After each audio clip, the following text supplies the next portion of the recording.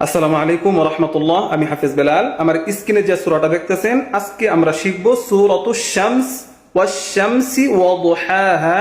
এই সূরাটা একটু লম্বা, আমি আস্তে ধীরে বলবো, আমার সাথে সাথে সবাই বলবেন ইনশাআল্লাহ, শেখার উদ্দেশ্যে। ঠিক আছে, তাহলে আমি বলি, খেয়াল করেন সবাই। বিসমিল্লাহির রহমানির রহিম। দেখেন এখান থেকে স্ক্রিনে দেখে দেখে পড়েন।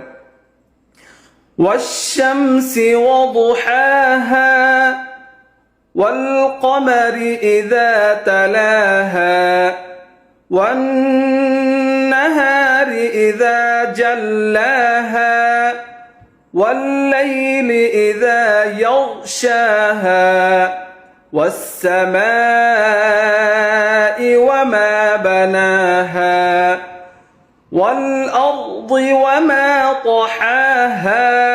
এখানে ওয়াল আরদি দত হরফটা একটু মোটা করবেন, খেয়াল করেন। ওয়াল আরদি ওয়ামা طحاها ونفس وما سواها فألهمها। এখানে ছোট হা দুটোটা।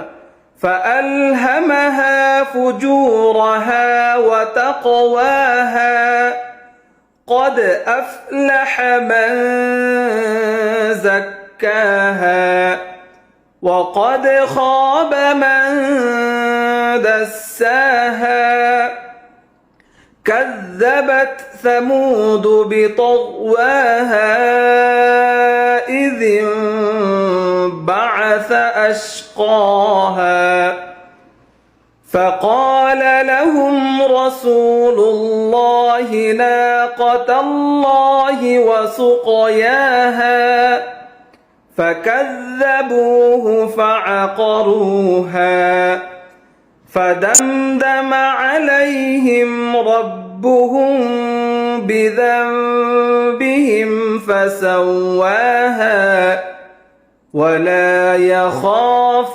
عقباها। ঠিক আছে, একটু লম্বা সূরাটা, তাহলে ভিডিওটা সবাই শেয়ার করে দিবেন ইনশাআল্লাহ।